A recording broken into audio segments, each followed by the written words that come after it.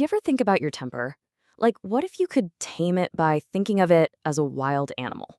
Well, we're about to dive into some ancient wisdom that does exactly that. It uses this single, really powerful metaphor to help us understand and maybe even control one of our most destructive emotions. So, this all comes from the book of Proverbs. And this one line, man, it's been challenging people for thousands of years. It lays out this really stark choice, you know? It separates wisdom from foolishness in just a few words. It's not just a nice piece of advice, it's more like a fundamental truth about who we are. And here you can see it laid out so clearly. It's like two paths, right? In any moment of frustration, we have a choice. The path of patience, of being slow to anger, isn't just about not getting into a fight. The text says it actually leads to great understanding. It's like wisdom is found in that little pause before you react. But on the other side, a quick temper isn't just a misstep. The proverb says it is the mistake itself. It's just a display of pure folly. Okay, so how do we really get a handle on this internal struggle? It can be kind of abstract, right? Well, this is where it gets really interesting. The source material gives us this incredible metaphor. It asks us to stop thinking about our temper as just a feeling and start seeing it as a living, breathing creature inside of us, a wild horse. I mean, just think about it for a second. That flash of irritation you get when someone cuts you off in traffic, or that simmering resentment you feel after an argument, even a full-blown explosive outburst.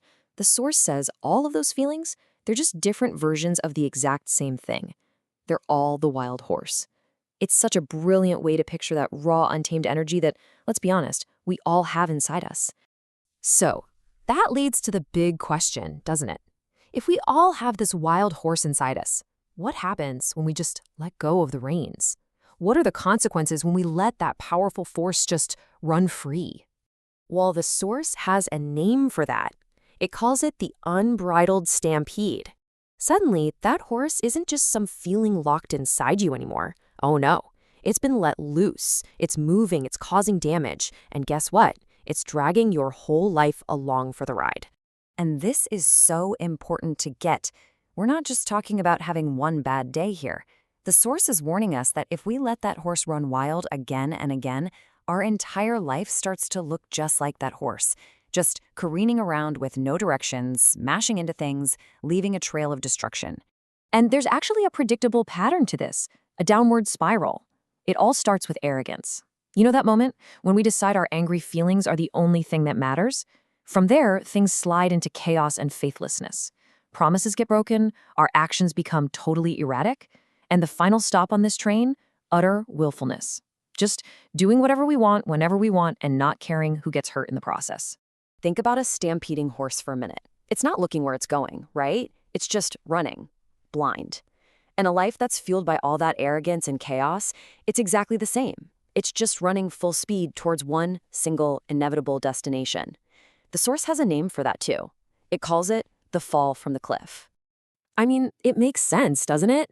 When anything is running that fast, totally out of control, blinded by its own momentum, well, the ending is pretty much a foregone conclusion. The fall. It's sudden, it's jarring, and it's final. This is where that metaphor suddenly becomes very, very real. We're talking about the broken relationship you just can't fix. The career opportunity that's gone. Forever. It's that one moment of regret that just never, ever goes away. So what happens after that fall? Well, the source is brutally honest about it. You're trapped, unable to escape from the wreckage you've created, and now you're facing a difficult fate. And isn't that the ultimate irony? The so-called freedom of letting that wild horse run free, it leads you straight into a prison, a life that's totally defined and limited by the damage you caused. But listen, this isn't just supposed to be a scary story. It's actually a call to action. Because the real power of this whole metaphor, it isn't just about the horse.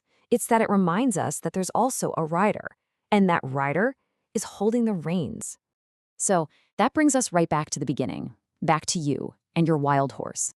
Because that horse is always going to be there. The only real question is, who's in control? So I'll just leave you with this. Take a second and ask yourself, honestly, are you holding the reins? And maybe even more important, where are you letting that horse take you?